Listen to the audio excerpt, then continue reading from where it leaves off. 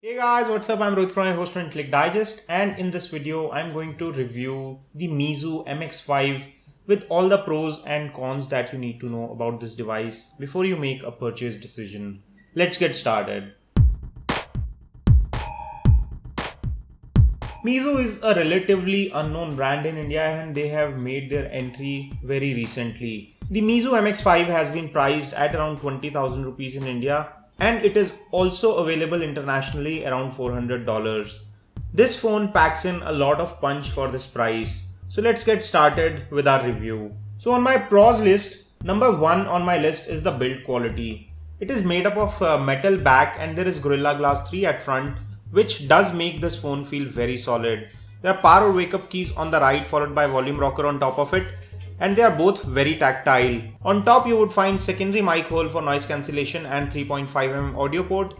Left side gets a SIM card tray which accepts 2 nano SIM cards and it is 4G capable. On the bottom you would find charging port, primary mic as well as speaker mesh. The speakers on the phone are fairly loud and very clear. On the rear you would find a 20.7 megapixel or 21 megapixel camera which comes with dual tone LED flash. On the front of the phone there is a 5.5 inch full high definition display which comes with really nice color quality.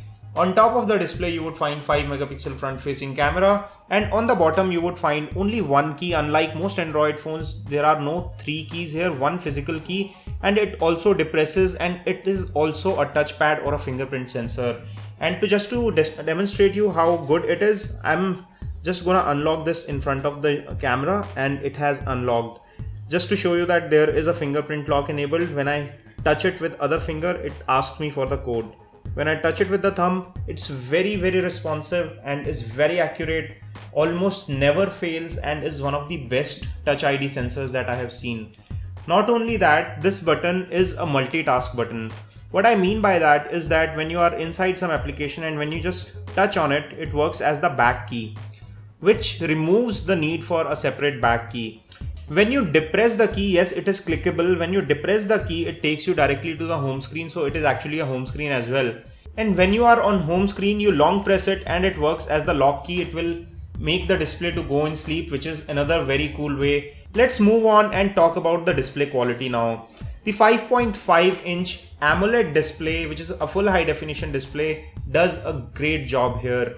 It's not the best displays that you would find, but it is at the same time very well saturated, looks very natural, gives you pleasurable experience and saves on the battery power because it's not a very bloated quad HD display. It's a full high definition display, but it just works.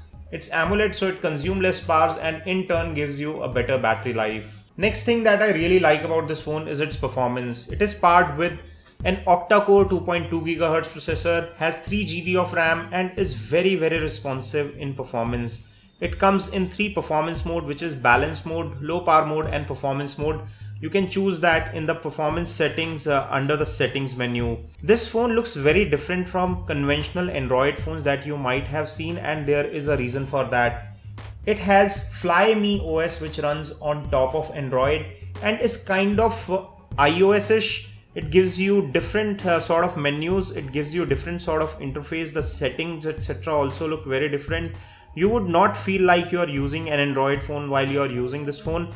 It's very simplified and is very different from any other Android phone that you might have used. Talking of some of the software features, it supports USB OTG support, which means that you can watch movies and videos directly from an external pen drive without the need to transfer files onto the internal memory of the phone. And it also supports what is known as mCharge, as Meizu calls it. It's a fast charging technology that they support on this phone.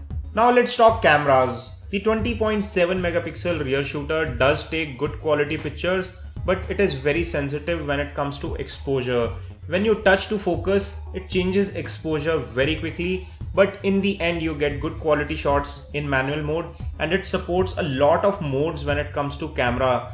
It is a feature rich camera, also gives you manual mode, gives you good quality pictures, and in all very impressive when it comes to video as well as still capabilities. It can also shoot in 4K.